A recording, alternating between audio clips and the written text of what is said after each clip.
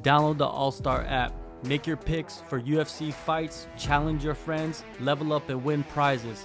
Link in description. Get it now.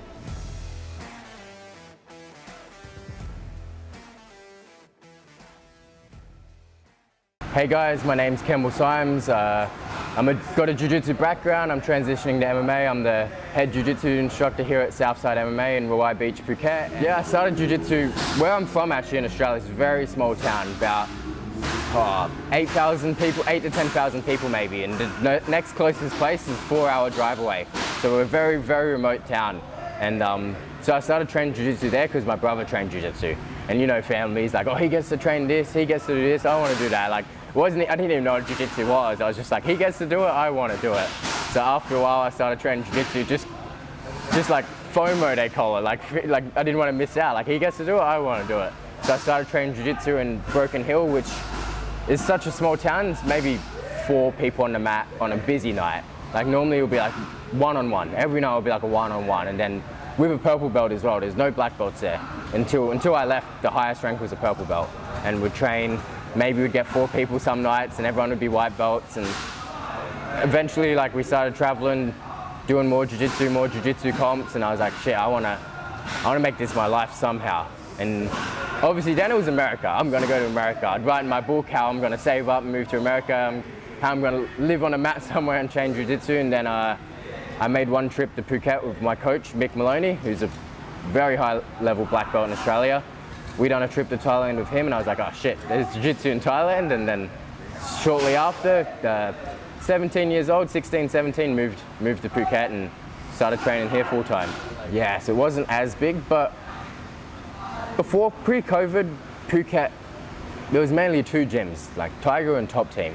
So it wasn't as big, because there was less gyms, it felt just as big because there was 2 choices. Like now you've got Bang Tao, you've got Tiger, you've got Lions, Fight Club, Southside here. And it's still the same busyness, but it's actually is busier because there's 10 options just as busy. Because there only used to be like 2 main options, it was still pretty busy on the mat every day because yeah, there might only been 100 grapplers on the island and not 600 like there is now, but because them 100 had to split between the 2 gyms, we would still have 50 guys on the mat a day and stuff, and good training, yeah.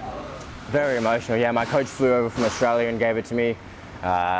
The people who know me know I cry over anything, so I cry when I've gave a stripe to someone before and started crying, so I cry a lot. But yeah, definitely emotional moment. Like, you worked like 10 years working for one goal, kind of. Like, there's other side goals, but really everyone wants their black belt, and yeah, of course, it's quite amazing to get it, yeah. Not so much pressure of being a black belt, because I was competing against black belts since I was a blue belt. I moved out here, I was already winning matches against black belts since I was a blue belt. So it wasn't any different in competition, but it was just like you can't kind of stuff up, you know what I mean? Like, you gotta be like trying to always show your best. Like, if you stuff up as a purple belt or something, it's like, oh, whatever. But like black belt now, it's like, shit, I need to give my A game every single time. Yeah, so funny story, the Guinness World Record, COVID happened, it was a hard time for everyone. There's a gym at RDC in Phuket town.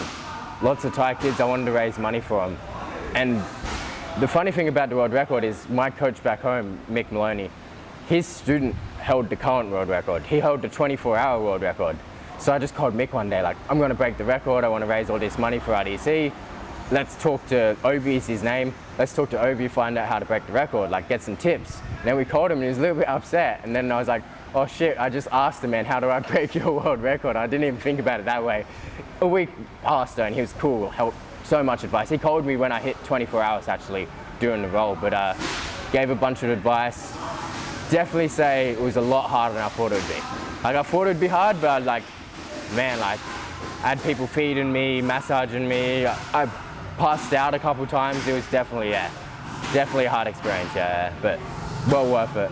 Hundreds of people coming in, hundreds of people. People stayed all night, like, yeah, so much support. Ben Royal owns PJ. He was there till 5 a.m. in the morning, come back, people taking shifts, like, yeah, it was a lot of people, yeah. Oh, everybody's world record for sure, yeah. So many people involved, and yeah, we raised, I think it was about 300,000 baht, kept RDC open, and now they're the #1 team in Thailand, so, well.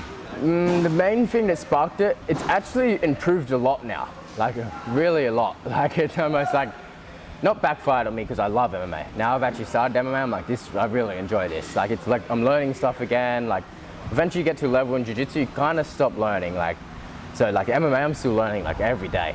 And but when I was competing jiu-jitsu here, the level sort of like, the competition was like getting very quiet. I'd go like, the last comp I competed here, I had one match to win a double gold. Like, it didn't feel good at all, you know what I mean? Like, one match against a friend as well, you know what I mean, that I knew. So it's like, now the competition's getting busier again and stuff. But yeah, when I like made the transition, the comps were getting very quiet. I was showing up to comps, have like 1 or 2 matches against guys I've already competed against before. So I was like, I need something new.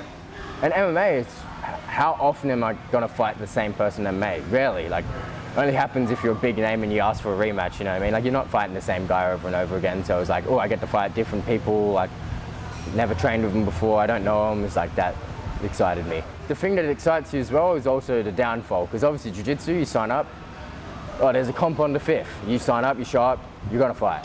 MMA, obviously there's pull-outs, people saying no, people getting injured, like, it's a lot more like of a roller coaster than jiu-jitsu. Like, yeah, like jiu-jitsu, if you want to compete 5 times a year, you find the comps, you compete 5 times a year. MMA, you gotta find an opponent, they gotta say yes.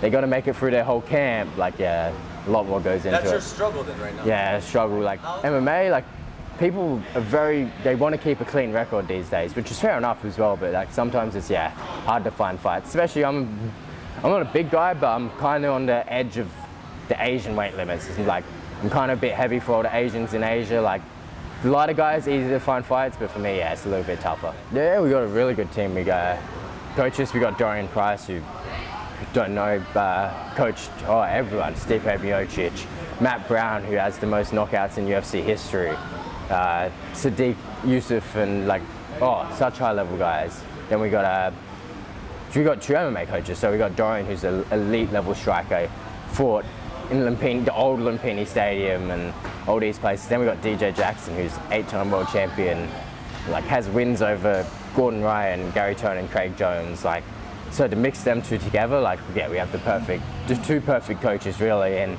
even training partners like Colt, Nat. These people are so high level in their like disciplines. Like, Colt's such a good level wrestler, Nat's high level Muay Thai. Like, we got the guys around it. Yeah, if you're not sure on anything, someone will make you know you're sure. I don't know. I think it was the cheapness, the lifestyle. Like, and it's weird I said lifestyle because I do not like the beach.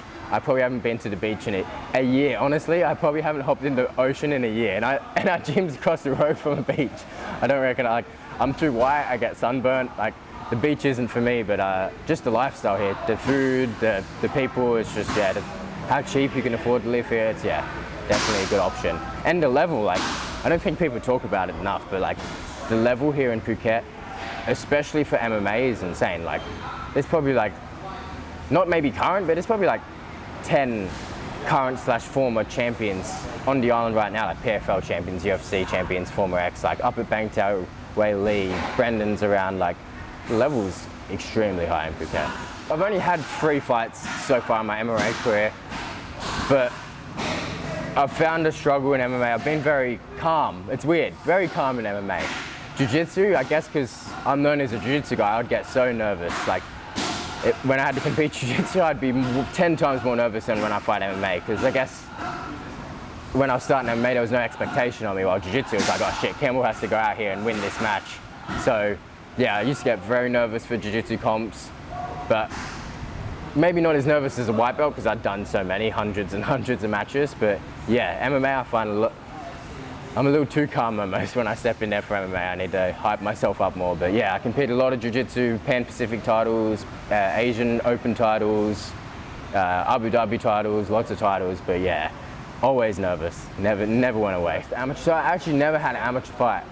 So I didn't get, it's with the black belt, very hard to find an amateur fight. So I went straight pro. So I've had 3 pro fights. The first one was actually Vale Tudo rules. So it was bare knuckle, 1 10-minute round. And yeah, I don't know why I picked that as my first one. It was like the first fight I got offered, like where someone hadn't declined. So I was like, shit, I'm taking this fight. And then, yeah, it was fun. I took it to the ground, finished him on the ground. Different rules, I was throwing knees on the ground and stuff, like everything was legal. Elbow and 12 to 6 elbows, like, and then, yeah, and then my second fight, which was my first MMA fight technically. Technically my first MMA fight, I went to Bali because that was like Vale Tudo rules. Like it's on like Tapology and Sherdog, but it doesn't go to your record. So the first one I went to Bali, and it kind of made me realize how different MMA is. Like I was a jiu-jitsu guy coming to MMA, and I like kind of showed up on weight, ready there. My opponent showed up like 2 hours late because he was cutting weight and like couldn't make the weight yet and had like more time to cut. And then when I stepped across from him, I'm like, holy shit, this guy's like 85 kilos now for sure. He's not 77 no more, and I was like 78. I put on like a kilo. I was like, shit, this is a different sport.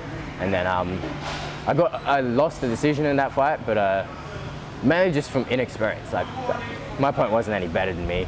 I just didn't know like, oh shit, people cut weight and shit. This is what you got to do in MMA. And then the next fight I had, my second pro fight in Bangkok, the guy had 8 pro fights as well. Like both of them had a lot of pro fights, so it was similar level. But when I fought this guy, I just knew everything had to be dialed in. I cut to 74, stepped in the cage at 82 kilos. Like I had everything down. Like I felt more like an MMA fighter than a jiu-jitsu guy trying to fight MMA. Definitely different, because like I came back with that with 2 completely closed eyes, like fully damaged up face. I took 2 big knees in the first round. It both dropped me. One of them dropped me actually, and I ended up in a heel hook.